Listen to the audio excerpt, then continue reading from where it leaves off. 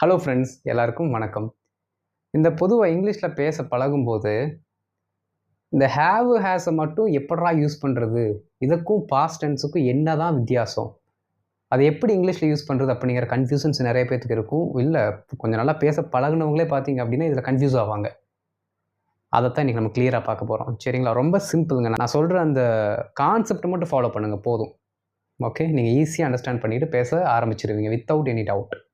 Okay, so வீடியோக்குள்ளே போகிறதுக்கு முன்னாடி இந்த ஃபஸ்ட் டைம் நம்ம வீடியோக்கு வந்திருக்கீங்க அப்படின்னா மறக்காமல் சப்ஸ்கிரைப் பண்ணிட்டு பெல் பட்டனை கிளிக் பண்ணி வச்சுக்கோங்க. அப்போ தான் நம்ம போடுற வீடியோஸ் உங்களை வந்து சேரும். ஓகே, தெரிஞ்சவங்களுக்கு ஷேர் பண்ணுங்கள், அவங்களும் நம்மளோட சேனலை பற்றி தெரிஞ்சுக்கிட்டும். வித்தவுட் டிலே நம்ம வீடியோக்குள்ளே போயிடலாம். And friends, one more thing, நம்மளோட கோர்ஸில் ஜாயின் பண்ணணும்னு நினைக்கிறவங்க இந்த மெயில் ஐடிக்கு காண்டாக்ட் பண்ணுங்கள். First, you should understand one thing. I'm not going to sing the old and traditional song that has been sung for years and years. Okay, just a meaning from Tamil to English, that's all. காலங்காலமாக சொல்லி கொடுக்குற அந்த ஒரே புராணத்தை நான் பாட போகிறது கிடையாது. என்ன ஒரே புராணம்? ரூல்ஸு. இந்த ஹேவ் ஹேஸ் யூஸ் பண்ணுறதுக்கு என்ன ரூல்ஸ் யூஸ் பண்ணணும், பாஸ்ட் டென்ஸுக்கு யூஸ் பண்ணுறதுக்கு என்ன ரூல்ஸ் யூஸ் பண்ணணும். பாஸ்ட் டென்ஸுக்கு ஒரு 5-6 ரூல்ஸ் இருக்குது, ஹேவ் ஹேஸுக்கு ஒரு 5-6 ரூல்ஸ் இருக்குது. அந்த ரூல்ஸை ஃபாலோ பண்ணி நம்ம காலத்தை ஐடென்டிஃபை பண்ணி இங்கிலீஷில் பேசணும் அப்படிங்கிற ரூல்ஸ் இருக்குது பார்த்தீங்களா? அதை நான் இன்றைக்கி சொல்லித்தர போகிறது கிடையாது. தயவு செய்து ரூல்ஸை மட்டும் இதுக்கு படிக்காதீங்க. ரூல்ஸை படிச்சிங்கன்னா உங்களுக்கு கன்ஃபியூஸ் ஆகும், கடைசி வரைக்கும் உங்களை இங்கிலீஷில் பேச விடாது. அதனால் ஹேவ் ஹேஸை பொறுத்த வரைக்கும் டிரான்ஸ்லேஷன் எப்படி ஆகுதுங்கிறத பார்த்துக்கோங்க, அர்த்தம் எப்படி வருதுன்னு மட்டும் பார்த்துக்கோங்க, மற்றபடி எதுவுமே வேண்டாம். சரிங்களா? சரி, ஃபஸ்ட்டு நமக்கு தெரியும் V2 அப்படின்னாலே பாஸ்ட் டென்ஸில் தான் வரும் அப்படின்ட்டு. அப்போ V2வில் வரக்கூடிய வார்த்தைகள் என்ன சத்தத்தில் வரும் அப்படின்னா பாருங்கள், வெண்ட் அப்படின்னா போனான். இப்போ நான் எடுத்திருக்க எல்லா வேர்புமே ஹீ அப்படிங்கிற ப்ரொனவுனுக்காக எடுத்திருக்கேன். சரிங்களா? ஹீ அப்படிங்கிற ப்ரொனவுனுக்காக எடுத்திருக்கேன். ஓகே, எவ்வளோ ப்ரொனவுன்ஸ் இருக்குது? 7 இருக்கா? ஐவியூதே, ஹீ, ஷீட் இருக்குங்களா? 7 இருக்கா? இங்கே 7க்குமே ஒரே காமனான வேர்பு தான். எங்கள் V2வில் ஹீ, ஷீட், ஐவியூதே 7க்குமே ஒரே வேர்பு தான். ஐக்கும் வெண்ட்டு தான், ஷீக்கும் வெண்ட்டு தான், ஹீக்கும் வெண்ட்டு தான். ஆனால் அந்த ப்ரெசன்ட் பர்ஃபெக்டில் ஹேவ் ஹேஸுக்கு பார்த்தீங்கன்னா ஐவியூதேக்கு மட்டும் ஹேவ் வரும். ஹீ, ஷீட்டு இல்லாட்டி ஏதாவது பெயர்களை கொண்ட சொற்கள் வரும் பொழுது, டேவிட், ஓகே, பிரேம், ரஞ்சித், இந்த மாதிரி ப்ராப்பர் நவுன்ஸை வச்சிருக்கிற சொற்கள் வந்தாலும் அங்கே ஹேஸ் யூஸ் பண்ணிக்கலாம். சரிங்களா? ஐவியூதேனா ஹேவ், ஹீ, ஷீட்டுக்கு ஹேஸ். ரைட்? சரி, பாருங்கள், இங்கே நான் எடுத்துருக்கிறது எல்லாமே ஹீக்கு தான் எடுத்திருக்கேன். ஓகே, வெண்ட், ஹீ வெண்ட், போனான், போனான், சவுண்டை மட்டும் கவனிக்கணும். கேம், ஹீ கேம், அவன் வந்தான். ஹீ வாட்ச்ட், அவன் பார்த்தான். இப்படி நான் தமிழில் சொல்லும் பொழுது உங்களுக்கு அர்த்தம் புரியுதா இல்லையா? அது மட்டும்தான் எனக்கு வேணும். அவன் கடந்த காலத்தில் வந்தான், காலையில் வந்தான், கொஞ்சம் நேரத்துக்கு முன்னாடி வந்தான், அதெல்லாம் எனக்கு தேவையே கிடையாது. எனக்கு தேவை தமிழில் நான் இப்படி சொல்லும்போது உங்களுக்கு புரியுதா இல்லையா? புரியுது இல்லை? அவ்வளோதான், அது மட்டும் போதும். ஓகே, சரி, அடுத்து பாருங்கள்.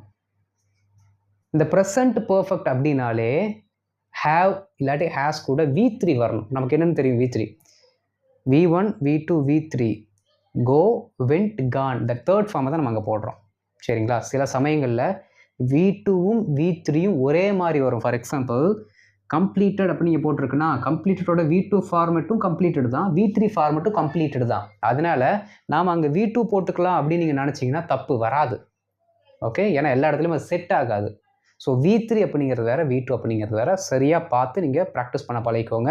ஹேவ் ஹேஸ் வந்தாலே 100% கிடையாது, 1,000,000% என்ன தான் வரும்? V3 தான் வரும். அதை மறக்கக்கூடாது. சரிங்களா? சரி, பாருங்கள், இந்த ஹேஸ் கானு, இந்த ஹேஸ் கம், இந்த மாதிரி V3கள் கூட அந்த ஹேஸு ஹேவ் வந்துச்சுன்னா அதனுடைய சத்தம் இங்கே பாருங்கள், விட்டான் அப்படிங்கிற மீனிங்கில் தான் வரணும். ஓகே, அது எந்த காலத்திற்கு வருதெல்லாம் தேவை கிடையாது. தமிழ் அர்த்தம் மட்டும் பாருங்கள். Has Khan, he has Khan, போய் விட்டான். அதை நம்ம வழக்கு தமிழில் சொல்லும் பொழுது போயிட்டான் சொல்லுவோம்ல. அவன் போயிட்டான், அவன் வந்துட்டான், தூங்கிட்டான், அவன் அதை எடுத்துட்டான், முடிச்சிட்டான், ஓகே, வீடியோ அப்லோட் பண்ணிட்டான். எல்லா இடத்துலையும் இந்த விட்டான் விட்டான் விட்டான் சவுண்டு வருதா? அவ்வளோதான், ஆளுக்கு ஏற்ற மாதிரி மாறிடும். அவங்க வந்துட்டாங்க, அவள் போயிட்டா, நான் பண்ணிட்டேன். ஓகே, ஸோ நீ அதை முடிச்சிட்ட, ஆளுக்கு ஏற்ற மாதிரி அந்த விட்டாய்ங்கிற வார்த்தை மாறும். சரிங்களா? அது மட்டும் ஞாபகம் வச்சுக்கோங்க. அப்போ இந்த மாதிரி விட்டாய் அப்படிங்கிற வார்த்தை எங்கெங்கெல்லாம் வருதோ அங்கெல்லாம் 100% ஹேவ் ஹேஸ் தான் வரும், வேறு எதுவும் வராது. ஓகே, ரொம்ப சிம்பிள். பாருங்கள், ஹேஸ் கம், வந்து விட்டான், வந்துட்டான். ஹேஸ் கம், அவன் வந்துட்டான். ஓகே, ஹேஸ் வாட்ச்ட், பார்த்து விட்டான், பார்த்துட்டான், சேர்க்கும்போது பார்த்துட்டான். Has completed, he has completed, முடித்து விட்டான். நம்ம வழக்கு தமிழில் முடிச்சிட்டான். அவ்வளோதான். பாருங்கள், முடித்தான் கம்ப்ளீட்டட். ஓகே, ஹீ கம்ப்ளீட்டட் முடித்தான். ஹீ ஹேஸ் கம்ப்ளீட்டட் முடிச்சிட்டான். மீனிங்கை மாறுதா? தமிழில் சொல்லும்போது அர்த்தம் மாறுதா? அவ்வளோதான். தமிழை பிடிச்சிக்கோங்க. நீங்கள் எப்படி சொல்லணும்னு நினைக்கிறீங்களோ, முடிச்சிட்டான் அப்படின்னு சொல்லும் பொழுது நீங்கள் ஹேவ் ஹேஸ் ஏதாவது போட்டு V3 போட்டுக்கோங்க. முடித்தான் அப்படின்னு சொல்லும்போது V2 மட்டும் போட்டு சொல்லிக்கோங்க. இதுதான் நீங்கள் தெரிந்து கொள்ள வேண்டிய படி 1, த ஸ்டெப் நம்பர் 1. ஓகே, புரிஞ்சுதா? அடுத்து ஸ்டெப் நம்பர் 2. இதில் இன்னொரு அர்த்தமும் இருக்குது. நார்மலாகவே நம்ம ஹேவுக்கும் ஹேஸுக்கும் என்ன அர்த்தம் வச்சுருக்கோம்? இருக்கிறது அப்படிங்கிற அர்த்தத்தை நம்ம வச்சுருக்கோம். கரெக்டுங்களா? இருக்கிறது. இது ஆட்களுக்கு தகுந்த மாதிரி மாறும். ஒரு பொருள்னா இருக்கிறது, ஒரு ஆள்னா இருக்கிறான், இருக்கிறார்கள், அந்த மாதிரி. என்ன இருக்கிறதுனா ஒரு பொருளை வைத்திருக்கிறது அப்படிங்கிற மீனிங் தான் இதுக்கு இருக்கும், வெறும் ஹேவ் ஹேஸுக்கு. ஆனால் அந்த ஹேவ் ஹேஸ் கூட V3 வரும்பொழுது ஒரு செயலை செய்து இருக்கிறான் அப்படின்னு அர்த்தத்தில் வரும். பாருங்கள், செய்து இருக்கிறான் அப்படிங்கிற அர்த்தத்தில் தான் வரும். செய்து இருக்கிறான், இல்லாட்டி அதை பண்ணி இருக்கான். நம்ம வழக்கு தமிழ் எழுதுறோம், அப்போ தான் உங்களுக்கு புரியும். ஓகே, அது செஞ்சுருக்கான், பண்ணியிருக்கான், இந்த மாதிரி சவுண்டில் வரும். சரி, அப்போ விட்டானிங்கிற சத்தத்தை நாங்கள் எப்போ யூஸ் பண்ணணும்? அதை பண்ணியிருக்கான், செஞ்சுருக்கான் அப்படிங்கிற சத்தத்தை நாங்கள் எப்போ யூஸ் பண்ணணும் அப்படிங்கிற டவுட் வரலாம் உங்களுக்கு. ரொம்ப சிம்பிளுங்க. அது எப்போ வேணாலும் வந்துட்டு போட்டோம். தமிழில் என்ன சொல்கிறீங்க? திரும்ப திரும்ப ஒரே பாட்டை தான் நான் இந்த பாடுறேன். என்னென்னா தமிழ் எப்படி சொல்கிறோம் அதைத்தான் இங்கிலீஷில் நீங்கள் சொல்ல போகிறீங்க. ஓகே, சரி. இந்த இருக்கிறான், அதை செய்திருக்கிறான், வந்திருக்கிறான் அப்படின்னா இதுக்கு மட்டும் நீங்கள் கொஞ்சம் யோசிச்சிங்கனாலே உங்களுக்கு புரிஞ்சிடும். என்ன தெரியுங்களா? பாஸ்டில் நடந்த ஒரு சம்பவத்தை ப்ரெசண்ட் கூட கனெக்ட் பண்ணி சொல்லும் பொழுது நம்ம இந்த இருக்கிறான் அப்படிங்கிற வார்த்தையை யூஸ் பண்ணுவோம். ஓகே, ஃபார் எக்ஸாம்பிள், ஒரு பொருள் காணாமல் போயிடுச்சு. ஒரு பொருள் காணாமல் போயிடுச்சு. அந்த பொருளை யார் எடுத்தாங்கன்னு தெரில. அப்போ நம்ம சொல்கிறோம், அவன் தான் அந்த பொருளை எடுத்திருக்கான், அவன் தான் அந்த பொருளை எடுத்து இருக்கிறான். பாஸ்டில் காணாமல் போன பொருளை அவன் எடுத்தான். அவன் எடுத்த அந்த கடந்த கால செயலை ப்ரெசண்ட்டு கூட இப்போ கனெக்ட் பண்ணுறோம். புரியுதுங்களா? எடுத்திருக்கான். ஓகே, எப்பட்றா அந்த படத்தில் வர எல்லா டைலாகுமே கரெக்டாக சொல்கிறான்? அந்த படத்தில் வர எல்லா டைலாகும் எப்போ கரெக்டாக சொல்கிறான்? அவன் அந்த படத்தை பார்த்துருக்கான். அப்போ இப்போ தான் பார்த்துருக்கான்னு அர்த்தமா? கிடையாது. அந்த படத்தை முன்னாடியே பார்த்துருக்கான். அவன் அந்த படத்தை பார்த்து அதில் இருக்கிற டைலாகை சூப்பராக சொல்கிறதுனால கடந்த காலத்தில் அவன் செய்த செயலை நம்ம ப்ரெசண்ட் கூட கனெக்ட் பண்ணிவிட்டு அதை அவன் பார்த்துருக்கான். புரியுதுங்களா? அவ்வளோதான். இதுக்கு அதுக்கு டிஃப்ரெண்ட். ஒரு சவுண்ட் என்ன அப்படின்னா, இருக்கிறான், போயிருக்கிறான், வந்திருக்கிறான் அப்படிங்கிற சவுண்டு வந்துச்சு அப்படின்னா கடந்த கால செயலை நம்ம ப்ரெசண்ட் கூட இணைக்கிறோம். அவ்வளோதான். இந்த வந்துட்டான் கிந்துட்டான் இந்த மாதிரிலாம் சொல்கிறோம்ல, அதெல்லாம் பார்த்தீங்கன்னா அப்பப்போ முடித்த உடனே நம்ம சொல்கிறதுக்கான வார்த்தைகள். ஓகே, தமிழ் அர்த்தம் மட்டும் தெரிஞ்சால் போதும். நீங்கள் காலத்தை கூட தெரிஞ்சுக்கணும் அவசியம் கிடையாது. நீங்கள் பேசும்பொழுதே உங்களுக்கு புரிஞ்சிடும். ஓகே, சரி. 3வது என்ன அப்படின்னா, நீங்கள் இந்த ப்ரெசண்ட் பர்ஃபெக்ட் யூஸ் பண்ணும்போது தயவு செய்து காலத்தை குறிப்பிடாதீர்கள். மேட்ச் ஆகாது. ஏன் அப்படின்னா, பொதுவாக கிராமரியன் சொல்கிறது பார்த்தீங்கன்னா பாஸ்ட் டென்ஸுக்கு மட்டும் டைமை சொல்லுங்கள் அப்படின்னு சொல்லுவாங்க. ஓகே, பாஸ்ட் டென்ஸுக்கு மட்டும் டைமையோ காலத்தையோ சொல்லி நீங்கள் மென்ஷன் பண்ணுங்கள், அது கரெக்டாக இருக்கும். ப்ரெசன்ட் பர்ஃபெக்ட்டுக்கு சொல்லாதீங்க அப்படின்னு சொல்லுவாங்க. ஆனால் அதுலேயும் ஒரு என்ன இருக்குன்னா, ஒரு லூப் ஹோல் இருக்குது. ப்ரெசன்ட் பர்ஃபெக்ட்லேயும் நம்ம டைமை மென்ஷன் பண்ணி சொல்லலாம், கரெக்டாக தான் வரும். ஓகே, அவன் அப்படி சொல்லியிருக்கான், இங்கிலீஷ்காரன் சொல்லியிருக்கான் அப்படி பண்ணக்கூடாது அப்படின்னு கிராமரியன்ஸ் எல்லாம். இப்போ நான் சொல்கிறேன் பாருங்கள். ஃபார் எக்ஸாம்பிள், 2010 நான் தாஜ்மஹாலுக்கு போனேன். 2010 தாஜ்மஹாலுக்கு போனேன். Okay, in 2010 I went to Taj Mahal. In 2010 I went to Taj Mahal. Simple past டென்ஸில் எழுதியாச்சு. சொன்ன மாதிரி V2க்கு நம்ம காலத்தை போட்டாச்சு. தமிழ் அர்த்தம் கரெக்டாக தானே வருது. 2010 நான் என்ன பண்ணேன்? தாஜ்மஹாலுக்கு போனேன். அவன் சொன்ன ரூல் அங்கே ஓகே. ஆனால் 2010 நான் ஒரு டைம் தாஜ்மஹாலுக்கு போயிருக்கிறேன், 2010 நான் தாஜ்மஹாலுக்கு போயிருக்கிறேன்னு நான் சொல்கிறேன்னா, இங்கே ப்ரெசன்ட் பர்ஃபெக்ட்லேயே நம்ம டைம் போடும்போது என்ன ஆயிடுச்சு? கரெக்டாக வந்துருச்சு. அர்த்தம் கரெக்டாக தானே வருது. தம்பி, நீ இதுவரை தாஜ்மஹால் போயிருக்கிறியா? 2010 நான் தாஜ்மஹால் போயிருக்கிறேங்க. 2010 நான் தாஜ்மஹால் போயிருக்கிறேன். அப்போது ப்ரெசன்ட் பர்ஃபெக்ட்டுக்கும் டைமை போட்டு சொன்னால் கரெக்டாக தான் வருது. ஆனால் என்னோடய சஜஷன் என்ன அப்படின்னா, ஸ்டார்டிங்கில் எடுத்தோம் கவுத்தோன்னு சொல்லிவிட்டு நீங்கள் இந்த காலத்தை ப்ரெசன்ட் பர்ஃபெக்ட் கூட போட்டு பேசக்கூடாது. ஓகே, கொஞ்ச நாள் ஆகட்டும். ஃபஸ்ட்டு இந்த 2 மீனிங்கை உள்வாங்கி பேச பழகுங்க. அதுக்கப்புறம் அந்த ப்ரெசன்ட் பர்ஃபெக்ட் கூட காலத்தை போட்டு பேசலாமா வேண்டாமாங்கிற தெளிவு உங்களுக்கே வரும். அதுக்கப்புறம் கொஞ்சம் கொஞ்சமாக டெவலப் ஆகுங்க. ஓகே, ஸோ ஃபஸ்ட்டு காலத்தை பாஸ்ட் டென்ஸ் கூட மட்டும் போட்டு யூஸ் பண்ணுங்கள். அதுக்கப்புறம் ப்ரெசன்ட் பர்ஃபெக்ட் கூட எப்பப்பெல்லாம் உங்களுக்கு அந்த தெளிவு வருதோ அப்பப்பெல்லாம் போட்டு ப்ராக்டிஸ் பண்ண பழகுங்க. இதுதான் ரொம்ப சிம்பிளான ஒரு மேலோட்டமான ஒரு என்ன சொல்கிறது, ஒரு கான்செப்ட். ஓகே, எதையுமே நம்ம கான்செப்ட் ஓரியன்டாக தான் கற்றுக்கணும். அப்போ தான் ஈஸியாக நம்மளால் அண்டர்ஸ்டாண்ட் பண்ணிக்க முடியும். புரிஞ்சுதுங்களா? ஓகே, ஒரு வேலையை செய்திருக்கிறான் அப்படின்னாலும் ஒன்று தான், ஒரு வேலை செஞ்சிட்டான் அப்படின்னாலும் ஹேவ் ஹேஸ் வந்துடணும். தமிழில் இருந்து என்ன பண்ணுங்கள், நீங்கள் ஆங்கிலத்துக்கு மீனிங்கை ஃபைண்ட் பண்ண ட்ரை பண்ணுங்கள். அப்போ அது ஈஸியாக இருக்குது இந்த கான்செப்டை பொறுத்த வரைக்கும். ரூல்ஸை பார்த்தீங்கன்னா ஒன்றுமே புரியாது. புரிஞ்சுங்களா? ரைட். இப்போ என்ன பண்ணலாம் அப்படின்னா, இதற்கான ஒரு சில எக்ஸாம்பிள்ஸ் பார்க்கலாம். பார்க்கும்போது உங்களுக்கு பெட்டர் அண்டர்ஸ்டாண்டிங் கிடைக்கும். ஓகே, ஸோ ஸ்கிப் பண்ணாமல் பாருங்கள். அப்போ தான் எப்படியெல்லாம் சென்டென்ஸ் மாறுது, என்னென்ன மீனிங்கில் நம்ம கொண்டு வரோம் அப்படிங்கிறது உங்களுக்கு புரியும்.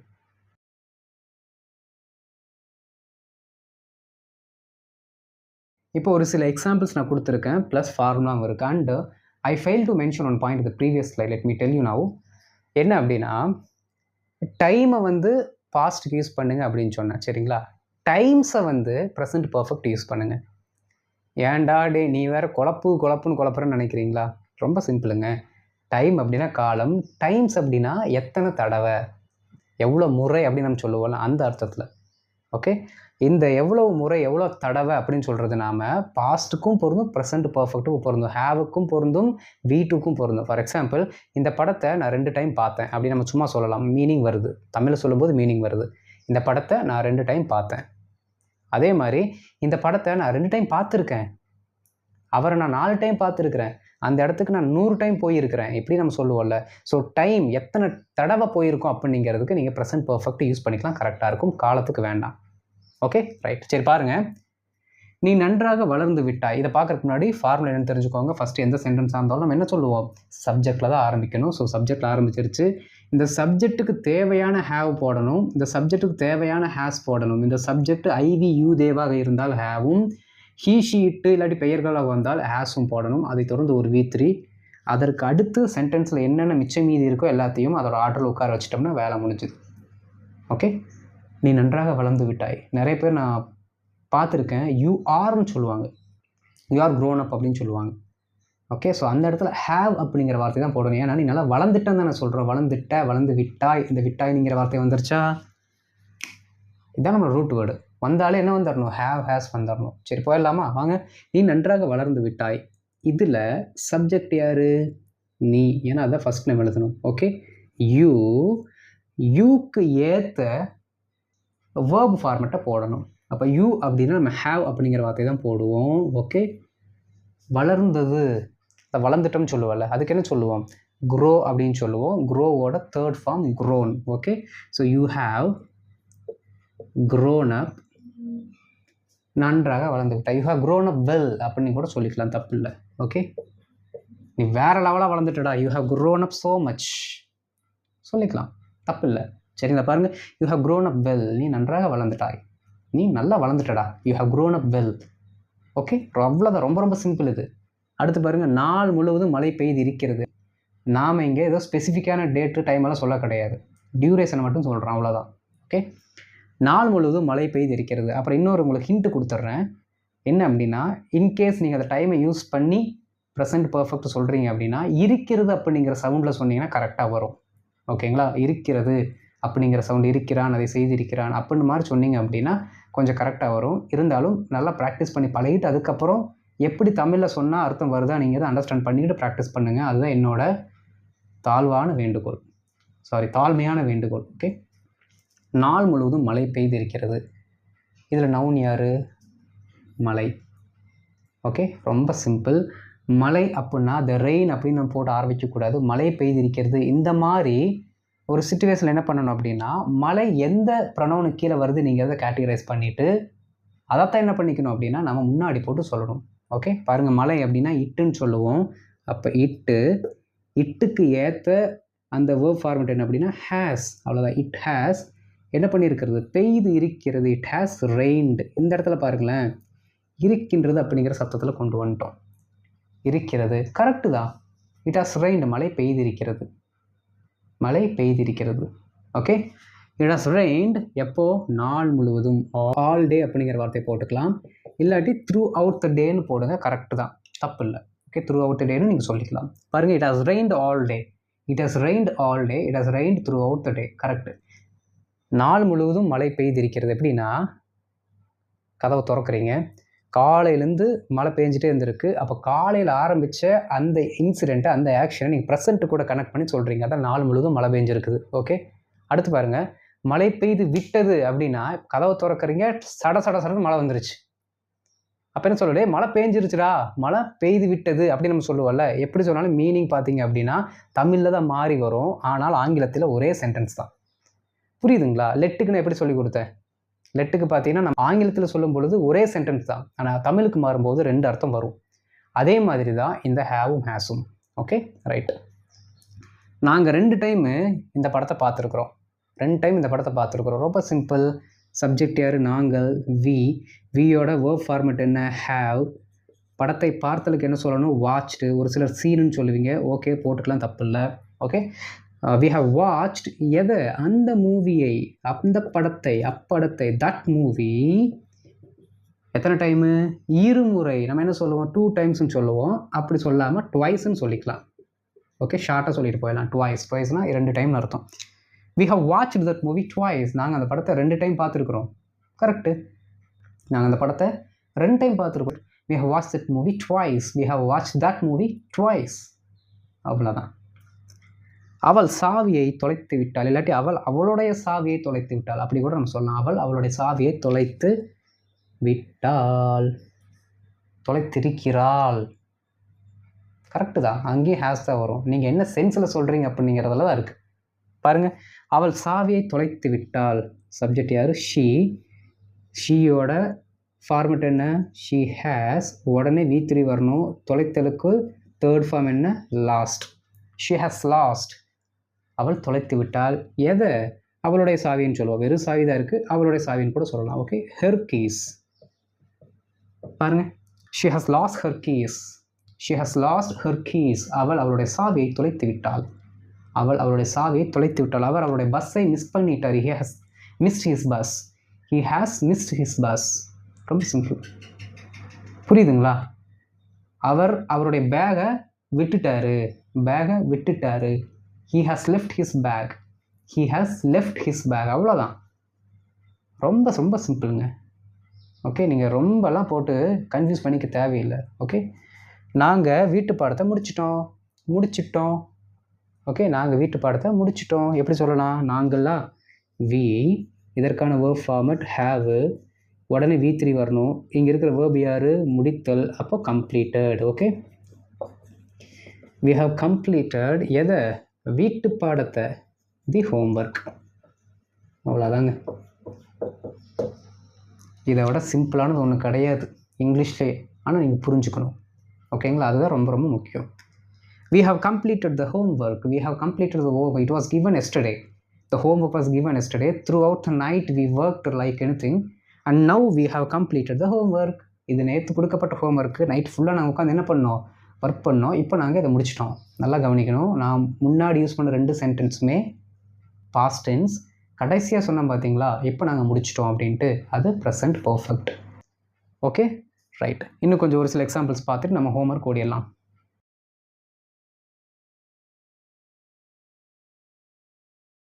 இப்போ நான் பார்த்தீங்கன்னா எல்லா எக்ஸாம்பிள்ஸுமே அந்த 2 அர்த்தத்துலையும் கொடுத்துருக்கேன். அதற்கான எக்ஸ்பிளைனும் பண்ணுறேன். சரிங்களா? பாருங்கள், அவர் வந்துட்டார். அவர் வந்துட்டாருங்க. அவர் வந்துட்டார், அது ஒரு அர்த்தம். இங்கே அவர் ஆல்ரெடி வந்திருக்கிறார். அவர் வந்து இருக்கிறார். ரொம்ப சிம்பிள். இல்லை நீங்கள் சும்மாவே அவர் வந்திருக்கிறாருங்க அப்படின்னு சொல்கிறது கூட நீங்கள் யூஸ் பண்ணிக்கலாம், தப்பு இல்லை. நீங்கள் என்ன சொல்கிறீங்கிறது தான் அங்கே மேட்ரே. ஓகே, அவர் வந்து விட்டார், அவர் இருக்கிறார். தமிழில் தான் 2 இங்கிலீஷில் ஒன்று தான். ரொம்ப சிம்பிள். அவர்னா ஹீ, உடனே அந்த வேர்போட ஃபார்மெட் வந்தோடனே ஹேஸு, இதற்கு அடுத்து வரக்கூடியது என்ன வேர்போ அதை போடணும். ஸோ கம்மோட தேர்ட் ஃபார்மும் கம்மு தான். He has come. அவர் வந்து விட்டார், அவர் வந்திருக்கிறார். அவர் இங்கே வந்திருக்கிறார். He has come. அவர் வந்துட்டார். He has come. ரொம்ப சிம்பிள். அப்புறம் இங்கிலீஷில் பேசும்பொழுது அப்படியே இப்படி மிலிட்ரி ஆஃபீஸர்மாக நின்றுட்டு என்ன பண்ணக்கூடாது? ஒப்பிக்கக்கூடாது. எமோஷனோட பேசணும். அந்த என்ன சொல்கிறது, அந்த ஏற்ற இறக்கமெல்லாம் இருக்கும் பார்த்தீங்களா, தமிழ் எப்படி பேசுவோம் அந்த மாதிரி நெளிவு சுழிவோட ஏற்ற இறக்கத்தோட பேசி பழகுங்க. ஓகேவா? கூச்சமாக இருக்குது அப்படின்னா ஒன்றுமே பண்ண முடியாது. கூச்சத்தை தவிர்த்து கேஷுவலாக பேசுங்க. ஓகே, நான் இப்புத்தகத்தை படித்து விட்டேன், படித்திருக்கிறேன். புத்தகத்தை அப்பாடா படிச்சிட்டான்டா அந்த புத்தகத்தை. ஓகே, அவன் படித்து முடிச்சிட்டான். நான் என்ன சொல்லுவேன்? அப்படியா, நான் இதை ஆல்ரெடி படிச்சிருக்கிறேன் அப்படின்னு நான் சொல்லுவேன். ஆனால் 2மே பார்த்தீங்க அப்படின்னா தமிழில் வந்து நமக்கு புரியுது, இங்கிலீஷில் வந்து ஒரே சென்டென்ஸ் தான். இதனால தான் கன்ஃபியூஸ் ஆகிக்கிறீங்க நீங்கள். ஓகேவா? நான் இப்புத்தகத்தை படித்து விட்டேன், படித்திருக்கிறேன். ரெண்டுத்துக்கு ஒரே சென்டென்ஸ் தான். I have read this book. அவ்வளோதான். I have read this book. என்ன டோனில் நம்ம சொல்கிறோம், என்ன காலத்தில் நம்ம சொல்கிறோம் அப்படிங்கிறத புரிஞ்சுக்கணும். I have read this book, நான் இந்த புத்தகத்தை படிச்சிட்டேன். I have read this book, நான் இந்த புத்தகத்தை படித்திருக்கிறேன். கடந்த காலத்தில் நாம் செய்த செயலை ப்ரெசென்ட் கூட கனெக்ட் பண்ணி சொல்கிறோம். ஓகே. போவதற்கு நாங்கள் முடிவு செய்து விட்டோம். போவதற்கு நாங்கள் முடிவு செய்து விட்டோம். என்ன பண்ணுறோம் அப்படின்னா, இப்போ டக்குன்னு டெசிஷன் எடுத்துகிட்டு வந்துட்டு சொல்கிறோம், இல்லைங்க நாங்கள் போகிறக்கு முடிவு பண்ணிட்டோங்க, போகிறக்கு முடிவு பண்ணிட்டோம். இது ஒரு மீனிங்.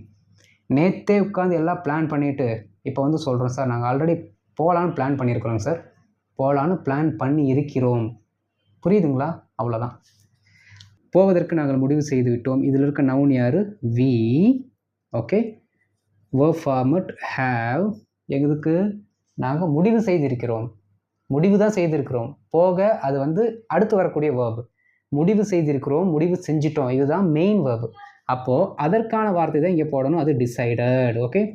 we have decided. எதற்கு? to go இல்லாட்டி to move, எது வேணால் போட்டுக்கோங்க. Okay. we have decided to go, we have decided to move. நாங்கள் போவதற்கு தீர்மானித்திருக்கிறோம், முடிவு செய்திருக்கிறோம். நாங்கள் போவதற்கு முடிவு செய்து விட்டோம். அவ்வளோதான். ஓகே. அவள் நிறைய தவறுகளை செய்து விட்டாள். அவள் நிறைய தவறுகளை செய்து விட்டாள். ஓகே. அவள் நிறைய தவறுகளை செய்து இருக்கிறாள். கடந்த காலத்தில் அவர்கள் செய்த அந்த செயலை ப்ரெசண்ட் கூட தேவையே இல்லாமல் கனெக்ட் பண்ணி சொல்லுவானுங்க. அவள் நிறைய தப்பு செஞ்சிருக்கிறா. இப்போ சொல்லும்போது என்ன சொல்லுவாங்கன்னா, நிறைய தப்பு பண்ணிட்டா அப்படின்னு சொல்லுவான். ஓகே. ரெண்டுமே உங்களுக்கு புரியுது தமிழில். இங்கிலீஷில் அதுக்கு ஏற்ற அர்த்தத்தை மட்டும் எடுத்து சென்டென்ஸ் மேக் பண்ணுங்கள். அவள் நிறைய தவறுகளை செய்து விட்டாள். she has committed. நிறைய தவறுகள் தானே, அப்போ many mistakes அப்படி போட்டுக்கலாம். சரிங்களா? many mistakes. Okay. she has committed many mistakes. இந்த கமிட்டடுக்கு பதிலாக மேடுங்கிற வார்த்தை கூட போட்டுக்கலாம். கரெக்டு தான். she has made many mistakes. she has committed many mistakes. she has made many mistakes. என்ன அர்த்தம்னா, அவள் நிறைய தவறுகளை செஞ்சிட்டா, அவள் நிறைய தவறுகளை செய்து இருக்கிறா. புரியுதா? அடுத்து, எப்படியோ நான் இப்பாடத்தை முடிச்சிட்டேன். யாருக்கு? உங்களுக்காக நான் சொல்கிறேன். அப்பாடா எப்படியோ இந்த டாப்பிக்கை முடிச்சிட்டேன் அப்படின்னு சொல்கிறேன். இன்னொன்று, முடித்திருக்கிறேன். எப்படா அதை செஞ்சுருக்க? எப்படியோ செஞ்சுருக்கேன். எப்படா முடிச்சிருக்க? எப்படியோ முடிச்சிருக்கேன். தயவு செய்து விட்டுருங்க. புரியுது இல்லை? புரியுது உங்களுக்கு மீனிங்? எப்படியோ முடிச்சிட்டேன், ஐயோ எப்படியோ முடிச்சிருக்கிறேன். இங்கிலீஷில் ஒரே சென்டென்ஸ் தான். எப்படியோ, somehow. ஓகே. somehow நான் இப்பாடத்தை முடித்து விட்டேன். I have. இப்பாடம் இல்லை, உங்களுக்காக டாபிக் தானே, அப்போ நான் டாபிக்னு போட்டுக்கிறேன். ப்ளீஸ் மன்னிச்சுக்கோங்க. I have completed. Okay. I have completed this topic. அவ்வளோதான். somehow I have completed this topic. Hereafter you won't ask me to teach the same topic again and again. I hope so. இதுக்கப்புறம் நீங்கள் இந்த டாப்பிக்கை நடத்துங்கன்னு என்கிட்ட கேட்க மாட்டீங்க. எப்படியோ இந்த பாடத்தை முடிச்சிட்டேன். ஓகே. இது ரொம்ப கஷ்டமான டாப்பிக்கு, எப்படி நடத்துனீங்க? ஐயோ எப்படியோ நடத்தியிருக்கிறேன் பாருங்கப்பா சாமி அப்படின்னு சொல்லலாம். தமிழில் தான் நீங்கள் என்ன பண்ணிக்கணும், புரிஞ்சுக்கணும். அதனால் தயவுசெய்து தமிழை வந்து கொஞ்சம் யூஸ் பண்ணுங்கள். ஓகே. ஸோ நிறைய பேர் சொல்லுவாங்க, ரூல்ஸை வச்சு இப்போ நீங்கள் ப்ராக்டிஸ் பண்ணுங்கள் அப்படின்னு. That won't work out here. that won't absolutely work out here. நீங்கள் தான் என்ன பண்ணிக்கணும், அண்டர்ஸ்டாண்ட் பண்ணிவிட்டு ப்ராக்டிஸ் பண்ண ஆரம்பிக்கணும். சரிங்களா? அவ்வளோதான். ஸோ ஃபார்முலா பார்த்துக்கோங்க, தமிழ் மீனிங்கை பார்த்துக்கோங்க, தமிழில் சொல்லி பாருங்கள். நீங்கள் ஒரு சென்டென்ஸ் எப்படி சொல்கிறீங்க அப்படின்ட்டு, என்ன வார்த்தையை சொல்கிறீங்களோ அதுக்கேற்ற மாதிரி ஹேஸ் போட்டு போயிருங்க. ஓகேவா?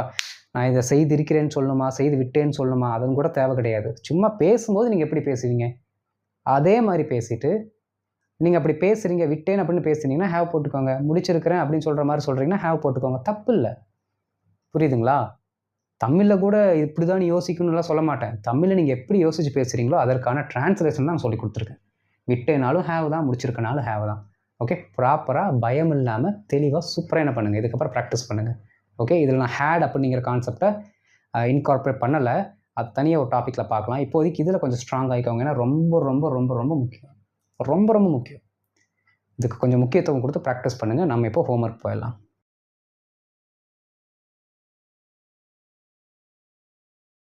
இப்போ ஹோம்ஒர்க் பாருங்கள். இது வரைக்கும் எல்லாமே சென்டென்ஸஸாக தான் கொடுத்துருப்பேன் ஹோம்ஒர்க்கு. சரி, இதுக்கப்புறம் சரி இந்த மாதிரி ஒரு ட்ரை பண்ணலாம் அப்படின்னு சொல்லிட்டு நான் உங்களுக்கு ஒரு ஒரு பேராகிராஃபாக கொடுத்துருக்கேன். சரிங்களா? ட்ரை பண்ணுங்கள். இது உங்களுக்கு யூஸ்ஃபுல்லாக இருக்குன்னு சொல்லுங்கள். இந்த மாதிரியே வரக்கூடிய வீடியோஸில் நான் உங்களுக்கு என்ன பண்ணுறேன், ஹோம்ஒர்க் கொடுக்குறேன். சரிங்களா? இப்போ பாருங்கள், அவர் எப்படியும் அந்த வீட்டை வாங்கிட்டாரு. அடுத்த வாரம் புண்ணிய அர்ச்சனை வேறு ஃபிக்ஸ் பண்ணிக்கிறாரு. புண்ணிய அர்ச்சனை ஹவுஸ் வார்மிங் ஃபிக்ஸ் பண்ணியிருக்கிறாரு. எங்களை அதற்கு அழைத்தும் இருக்கிறார். எங்களை வேறு அதை கூப்பிட்ருக்கிறாரு. சவுண்டை மட்டும் நல்லா கவனிக்கணும். கூப்பிட்ருக்கிறாரு. நாங்கள் போகிறதுக்கு முடிவு பண்ணிட்டோம். அதுக்கு ஒரு கடிகாரத்தை பரிசாக வாங்கியிருக்கிறோம். அவ்வளோதான். ரொம்ப சிம்பிளாக இருக்கா? சூப்பராக. என்ன பண்ணுங்கள், கமெண்ட்டில் இதுக்கான ஆன்சரை போடுங்க. நான் பார்த்துட்டு உங்களுக்கு ரெஸ்பாண்ட் பண்ணுறேன். ஓகே, ஸோ இந்த வீடியோ பிடிச்சிருந்துச்சுன்னா மறக்காமல் லைக் பண்ணிக்கோங்க. அடுத்து ஃபஸ்ட் டைம் நம்ம சேனலுக்கு வந்திருக்கீங்கன்னா சப்ஸ்கிரைப் பண்ணி வச்சுக்கோங்க. எல்லாரும் காட்டுறேன், பார்க்குறீங்க, சப்ஸ்கிரைப் பண்ண மாட்டேங்கிறீங்க. சப்ஸ்கிரைப் பண்ணி வச்சுக்கோங்க. பெல் பட்டனை கிளிக் பண்ணி வச்சுக்கோங்க. அப்போ தான் நான் போடுற வீடியோஸ் உங்களை வந்து சேரும். ஓகே, தெரியாதவங்களுக்கு ஷேர் பண்ணுங்கள், அவங்களுக்கு தெரிஞ்சுக்கிட்டும்.